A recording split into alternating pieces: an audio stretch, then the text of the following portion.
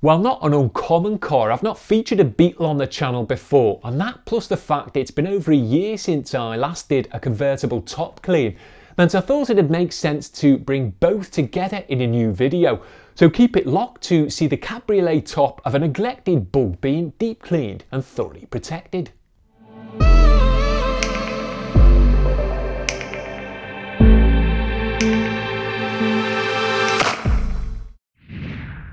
So while the canvas top of this particular baby blue Beetle was far from the worst I've ever seen, was still well on its way to going green after having been sat for quite some time. But regardless of the damp condition I found it in here, a deep clean and subsequent preservation of an unkept soft top always makes for some satisfying cleaning shots as well as decent before and afters. So thought it was worth getting stuck into with a few familiar products despite the sketchy looking sky.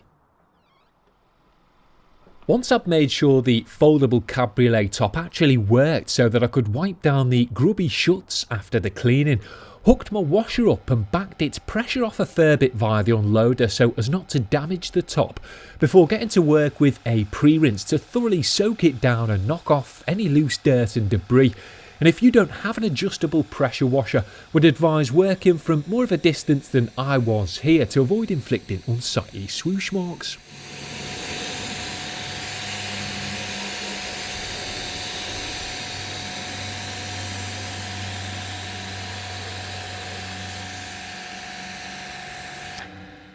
Bilt Hamber's trusty Surfex HD, which isn't specifically designed for soft tops but still does a decent job on them in my experience, was then generously applied to the damp fabric before being left to penetrate for a few minutes, which I thankfully had the luxury of safely allowing it to do in these conditions.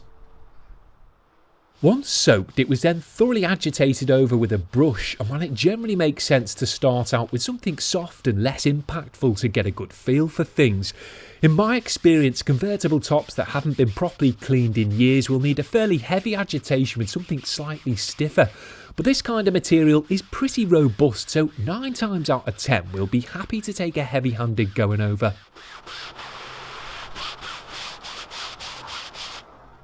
I settled on a relatively stiff but not too harshly bristled brush from also Finesse for the bulk of the soft top cleaning here, which when combined with the Bilt Hamber and a bit of elbow grease served to effectively draw the dirt out.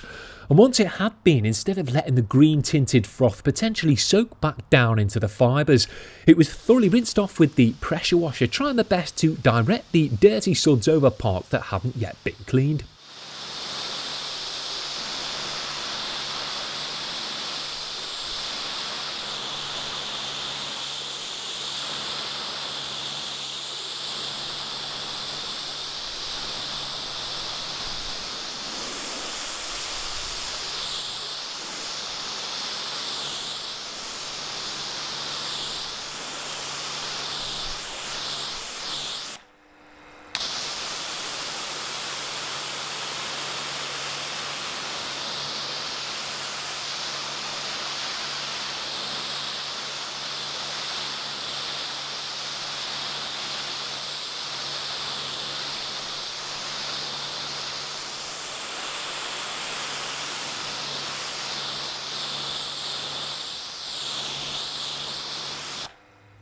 While I'd usually attack a top like this off camera in 2 halves, had to do it in sections here to ensure I got the shots I needed and prevent the product from soaking for too long while I did, as everything takes more time when filming and obvious things become a lot easier to overlook.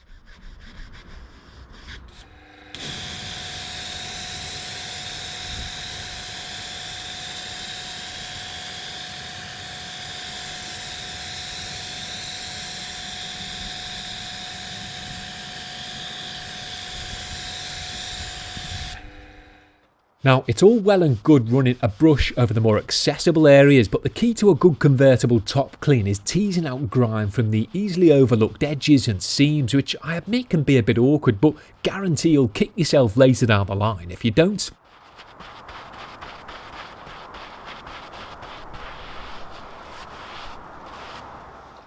A smaller brush or two like the angled Vikan and Meguiars triple duty items I employed here can help make life a bit easier, as can gently pry and back these parts as you work. But whatever your approach, just make sure you pay as much attention to them as you do with the other more open areas.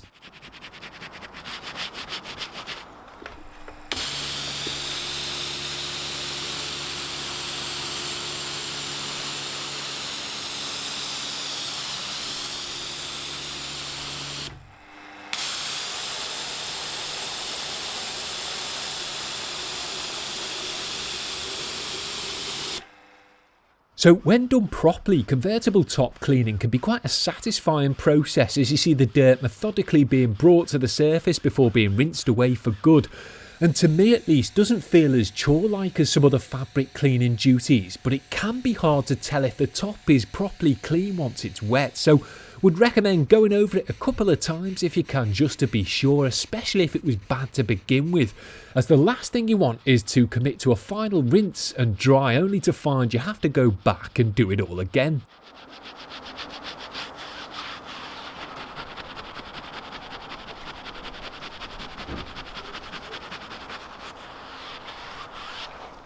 When it comes to the final rinsing of a fabric top after a deep clean like this, you're going to have to be patient as it can take some time to fully release the suds from the tightly knit fibres that seem to want to cling onto it no matter what. But if you're going to protect it afterwards, can't really afford to have any residue that could jeopardise its efficacy still knocking about. So really need to keep at it until the water rinses clean, regardless of how sore your arms might get. But this isn't something that will need doing on the regular, so knowing that, you'll just have to grin and bear it.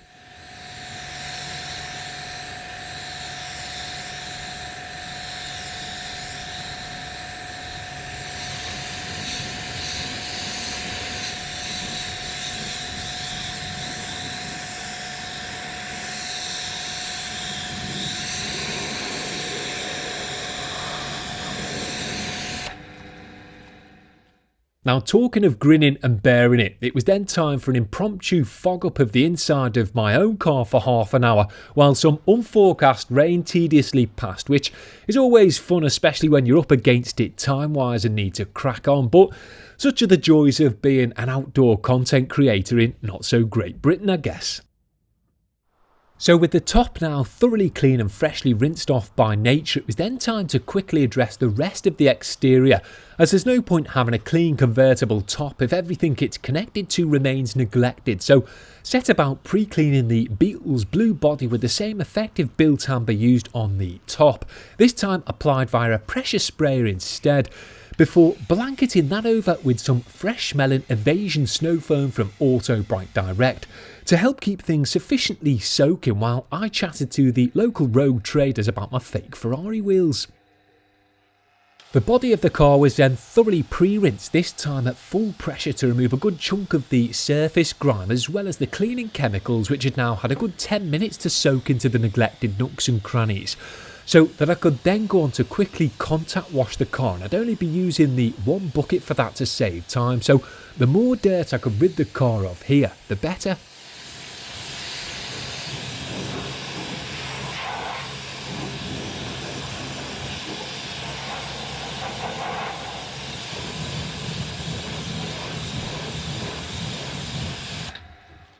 Some abrasive Meguiars Wash Plus and a microfibre mitt were then used to give the car a quick slapdash scrub, not to try and get it looking pristine because it wouldn't with a quick clean like this, but just to ensure it would look presentable at a glance. So cracked on quite literally from top to bottom with it, finishing up with some Turtle Wax Hyperfoam wheel cleaner and tyre prep on the polished lipped wheels, with the thinking being that if they came up well with a quick once over, great, but if not, then tough titty, as the focus unfortunately wasn't on these parts but the foldable fabric up top. The whole car, including the roof, was then rinsed down one last time to ensure there was no APC, snow foam or shampoo suds present. Again, just filming a few snippets to give you an idea of the work that ideally needs to be carried out alongside a dedicated convertible top clean. And once I'd used enough water to trigger those watching from drought-ridden counties and countries, downed pressurised tool to dry things off. Starting with a quick towel of the freshly washed body, which was now looking considerably better thanks to its quick slapdash wash, before moving on to soak up as much water from the top as I could with a fresh one, which I found to be more effective than blow drying when heavily sodden. And although that would still need doing prior to protecting it, before I could even think about that, yet more unforecast rain arrived to piss on my convertible bonfire, which unfortunately meant I was no longer going to have time to properly finish things in one session, so yelled at the clouds Grandpa Simpson style and packed it in for the day there, but not before grabbing a shot of the overly cocky sub 5% chance of rain forecast to expose the Met Office for their repeated ineptitude, as in any other profession where you so regularly get it so wrong you'd almost certainly be out on your ear. So I returned a few days later after having realigned my chakras and charged my ceramic crystals to hopefully finish what I'd started, beginning with a somewhat tedious re-dry of the top, which had unsurprisingly been rained on again, first with a towel to soak up most of the water from the fibres, but also with my Bruhl blow dryer this time, using just one of its twin turbines here so as not to blast the flexible top too much, to gently eliminate any remaining moisture in preparation for a protective seal. So spent a good 5 minutes loudly waving my big red hose around, much to the amusement of the curtain twitching neighbours.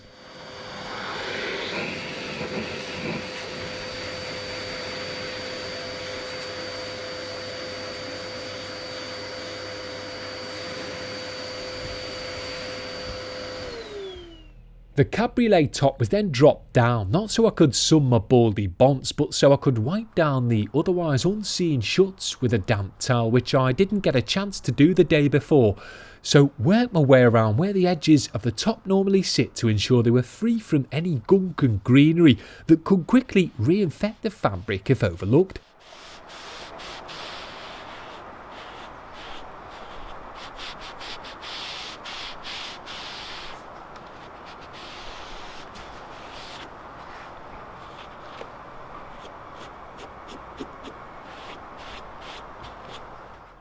It was then raised and secured ready for the final few stages of pre-protection prep, as while it might look ready to go here, because it had been sitting outside since being cleaned, as well as being rubbed over with a few towels, was covered in lint and light airborne debris which ideally needed removing prior to sealing, so fired up my cordless VAX Blade for Pet Car vacuum and worked the fabric over with it, using a soft brush attachment to tease off the loose bits. Then once they had been gently sucked away, cracked the brown parcel tape out to eliminate the annoying lint by wrapping my hand in it and gently tapping the top over, much like I do with myself to get rid of any stray dog hairs before leaving the house. And while a lint roller would do a similar job, I just prefer the old school wrap and tap tape method.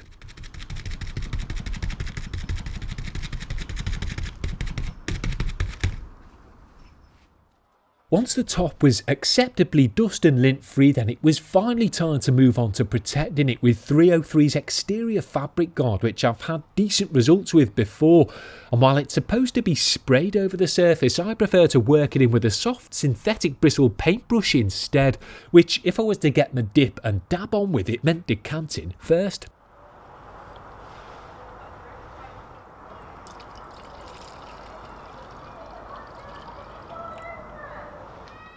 So the main reason for preferring to brush a convertible top protectant on like this rather than spray it is to keep things clean when working outside, as overspray of a potent chemical like this can be a nightmare.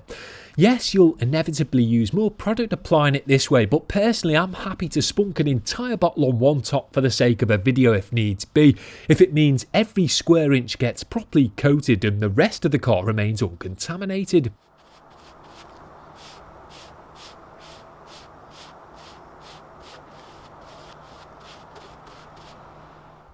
Much like with the cleaning, I worked in sections here to ensure I got a decent variety of illustrative shots. And while I don't think the direction in which you brush the protectant on is terribly important, as it's even application and overlap to ensure sufficient coverage that really matters, I still generally tried to work each section the same way just for the sake of uniformity.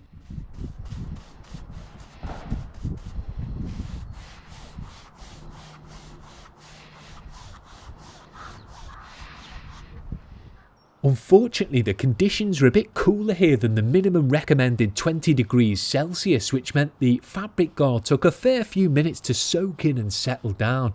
But there wasn't really much I could do about that here, so just cracked on with it, making sure to mop up any cross-contamination from surrounding parts with a damp towel before it dried, as regardless of how adept you are with the bristles, you'll inevitably still get the odd drip, splatter or smear here and there that need taking care of.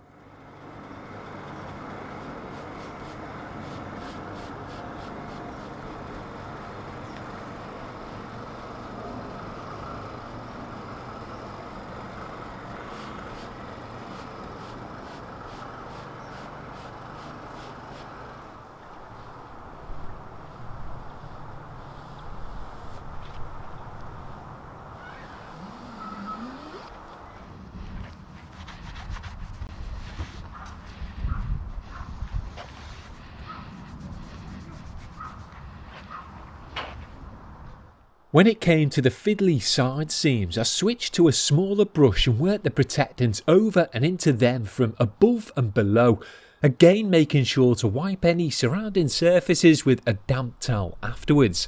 And once those fiddly bits as well as the rest of the top had been adequately seen to with the protectant, which probably took a good hour, whipped out the trusty Babyliss to hairdry the heck out of it for a few minutes and hopefully kickstart the curing process, as it certainly wasn't going to be in any rush to do so by itself.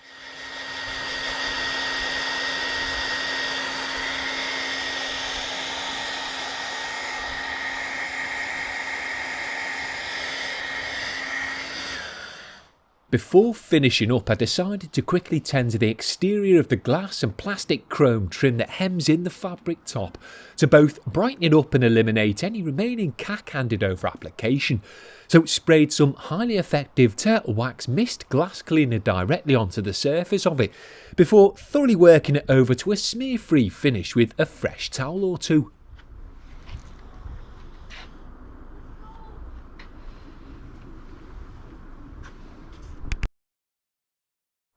I then quickly took advantage of the fact the sun had made an appearance and pulled the car into the street so it could naturally soak up some rays while I packed most of my cleaning gear away off camera. Then, aside from one last quick cordless vac, as the wind was now starting to pick up and didn't want the top covered in bits for the final aftershots, called it a day or two at that. So after all that faffing about, I reckon the 8-year-old Beetle's Cabriolet top, which had likely never been properly cleaned or protected before, came out pretty damn well, all things considered. Yes, the unforecast rain was a kick in the nuts, but after a bit of persistence over a couple of days, the top and the rest of the car now presented as it should, and looked particularly snazzy in the sun, as for whatever reason fabric protectants like the one used here seem to really get the fibres glowing. While there's plenty of other products out there that I'm sure would be more than capable of turning a top like this around too, when paired with a fair bit of elbow grease, this particular dependable twosome worked the treat. And although the fabric guard had only had an hour or so to cure when it really needs a minimum of 24, still managed to repel most of what I sprinkled over it for the sake of some quick repellency shots here, which I thought was pretty impressive and gives you a good idea of just how resistant it would get if it was given a full day before being splashed with water. In terms of maintenance cleaning, all I'd recommend doing is giving the top a quick wash when regularly tending to the rest of the car with a soft brush and either some snow foam or a shampoo that doesn't contain any protective properties. Then once dried, maybe a quick vac if like me you can't bear bits. But in terms of deep cleaning, unless you neglect it for months on end, you shouldn't have to go to this extent again for quite some time. So that's all from me and the baby blue Beetle. Thanks for sticking around, and I'll see you with a filthy hybrid engine bay clean and colour code on my own car, which I've been looking forward to doing for ages, later this month.